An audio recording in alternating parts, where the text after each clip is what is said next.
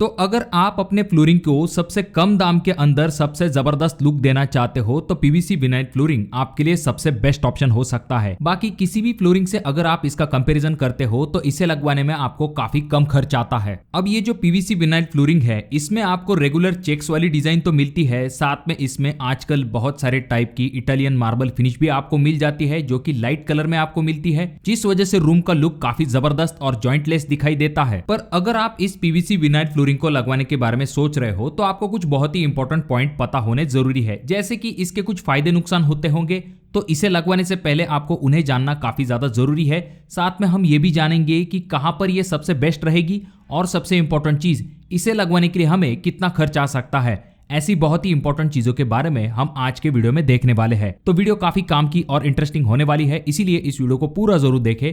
Channel पे अगर आप लोग नए आए हो तो चैनल को जरूर सब्सक्राइब कीजिए। तो पीवीसी विनाइल फ्लोरिंग का सबसे बड़ा फायदा ये आ जाता है कि इसका जो इंस्टॉलेशन टाइम है वो काफी कम होता है, यानी कि बहुत ही कम समय के अंदर आप इसे लगा सकते हो। एक छोटा रूम अगर है तो वहां पर 1 घंटे के अंदर आप पूरे रूम को पीवीसी विनाइल फ्लोरिंग लगा सकते हो। और अगर 600 से लेके 800 स्क्वायर फीट तक का एरिया है तो उसे कारपेट फ्लोरिंग लगाने के लिए 2 लोगों को 1 दिन का समय लग सकता है। पीवीसी विनाइल फ्लोरिंग को लगाने के लिए एक्स्ट्रा चीजों की जरूरत नहीं पड़ती है, सिर्फ आपको कारपेट और आपका जो एसआर होता है उसकी मदद से इसे फ्लोर के ऊपर चिपकाया जाता है, जिसके लिए आपको पहले जो आपका फ्लोरिंग है उसे सही तरीके से क्लीन करना पड़ता है। अगर वहां पर ज्यादा धूल मिट्टी जमा रह जाती है, ऐसे में कारपेट सही तरीके से नहीं चिपक सकता है। जहां पर उबड़ खाबड़ सतह होती है वहां पर आपको पहले तो क्लियर कर लेना चाहिए। जहां पर गड्ढे हैं वहां पर आप पेपर वगैरह लगा के उस लेवल को क्लियर करके उसके बाद वहां पर कारपेट फ्लोरिंग लगाओगे तो ये सही रहेगा। इसका दूसरा सबसे बड़ा एडवांटेज आ जाता है जो कि है कॉस्ट। अगर हम कॉस्ट के मामले में बात करें तो बाकी किसी भी फ्लोरिंग से इसे लगवाने का जो खर्च है वो काफी कम आता है, जो कि हम आगे देखने वाले हैं। और अगर हम डिजाइन के मामले में बात करें तो कारपेट में आपको बहुत सारे टाइप की डिजाइन मिल जाती है, खास करके चेक्स डिजाइन काफी ज्यादा पॉपुलर है। वुडन टाइप की डिजाइन आपको मिल जाती है। आजकल इटालियन मार्बल या फिर जो ग्रेनाइट डिजाइन वाली पीवीसी विनाइल फ्लोरिंग है वो भी काफी ज्यादा ट्रेंड में है, जो कि एक जबरदस्त लुक आपके फ्लोरिंग को देने का काम करती है। ये जो पीवीसी विनाइल फ्लोरिंग होती है इसे सीमेंट वाले फ्लोर के ऊपर आप आराम के साथ लगा सकते हो। सिर्फ आपका जो सीमेंट फ्लोर का सरफेस है वो स्मूथ होना चाहिए। अगर उसके ऊपर ज्यादा अंडुलेशंस है या फिर छोटे मोटे गड्ढे वगैरह है तो वो कारपेट के ऊपर से जल्दी दिखाई दे सकते हैं। तो इसीलिए सरफेस स्मूथ होना काफी ज्यादा जरूरी है। और चाहो तो आप अपने पुरानी वाली जो फ्लोरिंग होती है, खास करके बहुत सारे लोग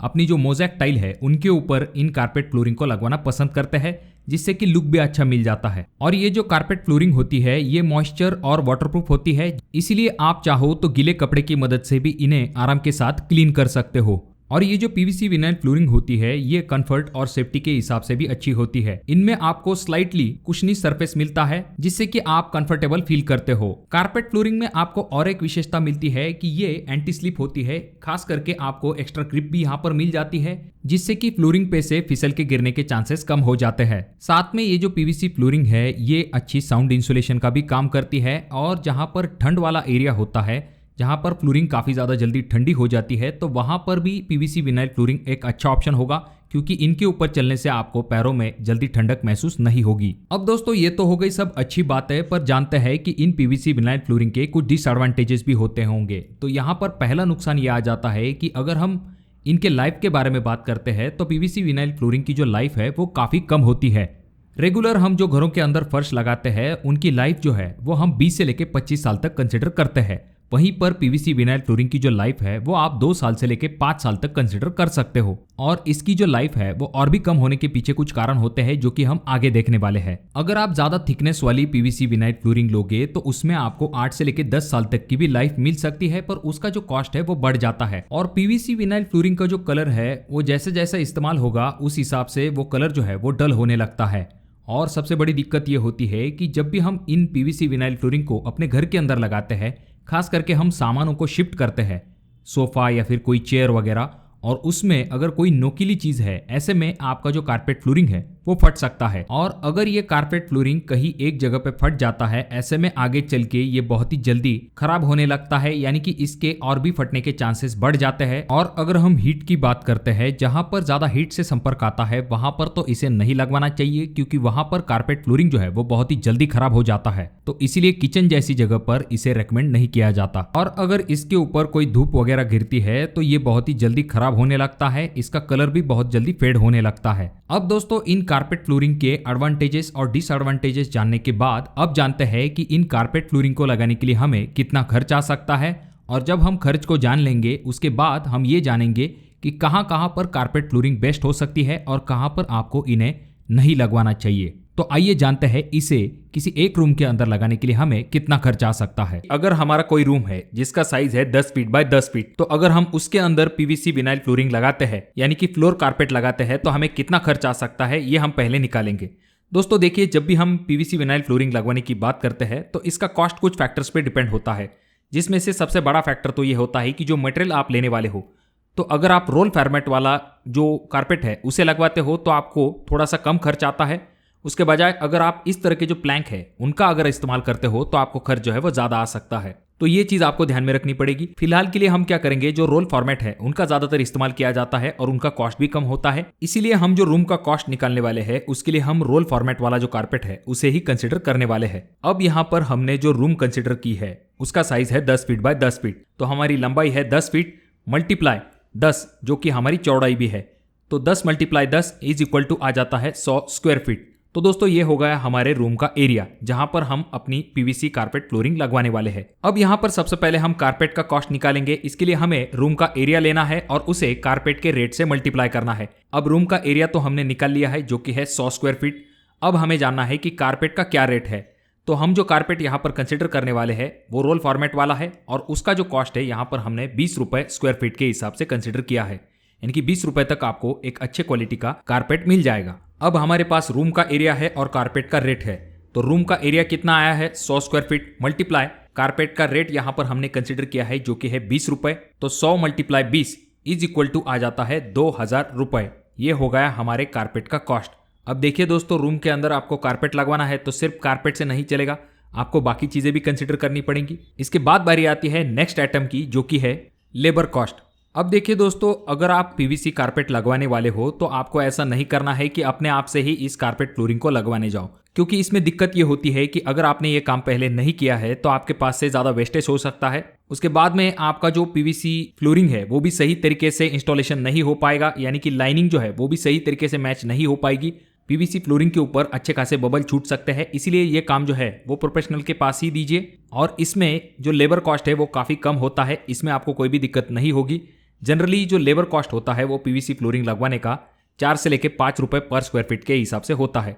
तो लेबर कॉस्ट निकालने का भी फॉर्मूला सेम है, यानी कि रूम का एरिया मल्टीप्लाई लेबर का रेट। तो जो रूम है उसका एरिया आया है 100 स्क्वायर फीट और जो लेबर है उसका कॉस्ट यहाँ पर हमने कंसिडर किया है 5 रुपए पर स्क्वायर फीट, तो 100 मल्टीप्लाई 5 इज इक्वल टू आ जाता है 500 रुपए, यानी कि यहाँ पर हमारा जो लेबर कॉस्ट है वो 500 रुपए तक हो जाता है। उसके बाद ये जो फ्लोरिंग है इसे अगर आप चिपकाने वाले हो तो आपको एसआर जैसे केमिकल की जरूरत पड़ती है। अब ये जो एसआर एडेसिव है ये लगभग आपके 10 बाय 10 के रूम के लिए 400 से लेकर 500 रुपए तक का लग सकता है। यहाँ पर हम जो एसआर का कॉस्ट है वो 400 रुपए तक कंसिडर करेंगे, यानी कि एसआर का कॉस्ट हो गया है 400 रुपए। उसके बाद दोस्तों यहाँ पर आपका जो ट्रांसपोर्टेशन कॉस्ट है वो भी यहाँ पर हम जोड़ देंगे, तो ये डिपेंड होगा कि आपके यहाँ पर ट्रांसपोर्टेशन कॉस्ट क्या है। यहाँ पर हम इस एग्जाम्पल के लिए ट्रांसपोर्टेशन कॉस्ट जो है वो 200 रुपए मान के चलेंगे। देखिए दोस्तों, अब हमारे पास सभी कॉस्ट जो है वो आ चुके हैं, तो अब हम इन सभी का टोटल कर लेते हैं और जानते हैं कि इस 10 बाय 10 के रूम के लिए हमें टोटल कितना खर्च आता है। तो सबसे पहले अगर हम बात करें, हमारा कारपेट का कॉस्ट आया है 200 रुपए, लेबर कॉस्ट आया है 500 रुपए, एसआर का जो कॉस्ट है वो आया है 400 रुपए और सबसे आखिर में आ जाता है हमारा ट्रांसपोर्टेशन जो कि है 200 रुपए। अब अगर हम इन सभी को जोड़ लेते हैं तो हमारा फाइनल आंसर आ जाता है 3100 रुपए। और यही कॉस्ट अगर हम स्क्वायर फीट में कन्वर्ट करें तो पीवीसी फ्लोरिंग लगवाने के लिए आपको जो पर स्क्वायर फीट खर्च आता है वो आता है 30 रुपए से लेके 31 रुपए पर स्क्वायर फीट के हिसाब से। इसके मदद से आप किसी भी रूम का जो कारपेट का कॉस्ट है वो आराम के साथ निकाल सकते हो। एग्जाम्पल के लिए अगर आपके रूम का साइज है 10 बाय 15 तो आपके रूम का एरिया बन जाता है 10 multiply 15 is equal to 150 multiply आपको सिर्फ अब कारपेट का एरिया जो है उसे मल्टीप्लाई करना है और आपको कारपेट का टोटल कॉस्ट मिल जाएगा। तो 150 मल्टीप्लाई 31 इज इक्वल टू आ जाता है 4650 रुपए, यानी कि इतना आसान है। इस 31 रुपए को आपको सिर्फ रूम के एरिया से मल्टीप्लाई करना है और आपको कारपेट के ऊपर कितना खर्च आएगा ये आराम के साथ मिल जाएगा। तो अब यहाँ पर हमने कॉस्ट के बारे में भी जानकारी ले ली है, तो अब जानते हैं कि कहाँ पर हमें इसे लगवाना चाहिए। तो देखिए दोस्तों, आपके जो रेगुलर घर होते हैं वहां पर अगर आपका बजट है तो डेफिनेटली आपको टाइल वाली जो फ्लोरिंग है उसके तरफ जाना चाहिए, न कि आपको पीवीसी विनाइल फ्लोरिंग की तरफ जाना चाहिए, क्योंकि जब भी आप टाइल लगाते हो तो वो काफी मजबूत होती है, सालों साल तक चलती है, उसमें आपको कोई भी दिक्कत दिखाई नहीं देती है, ना ही आपको बार बार मेंटेनेंस करवाना पड़ता है। 20 से लेकर 25 साल तक इसकी लाइफ जो है वो कंसिडर की जाती है। अगर आप रेगुलर घरों के अंदर इसे लगवाने लगोगे सस्ते के चक्कर में तो आगे चल के आपको काफी दिक्कत हो सकती है। जहां पर आपकी टाइल पुरानी हो चुकी है, आप थोड़ा सा नया लुक देना चाहते हो, ऐसे में आप कारपेट फ्लोरिंग लगा सकते हो। या फिर अगर आपका बजट काफी कम है, आप टेम्पररी इस्तेमाल करने वाले हो, तो वहां पर भी आप जो है कारपेट फ्लोरिंग लगा सकते हो। जहां पर काफी ज्यादा हेवी यूज होने वाला है या फिर ज्यादा ट्रैफिक है, तो वहां पर आपको कारपेट फ्लोरिंग जैसे ऑप्शन की तरफ नहीं जाना चाहिए। बाकी आप क्या सोचते हो, क्या आप कारपेट फ्लोरिंग लगवाना पसंद करोगे या फिर नहीं? कहां पर कारपेट फ्लोरिंग आपके हिसाब से सबसे बेस्ट हो सकती है, कमेंट करके जरूर बताइए। और इस वीडियो को अपने दोस्तों के साथ जरूर शेयर कीजिए। और ये जो तीनों वीडियो है, इनमें से कोई एक वीडियो आपके जरूर काम में आ सकता है।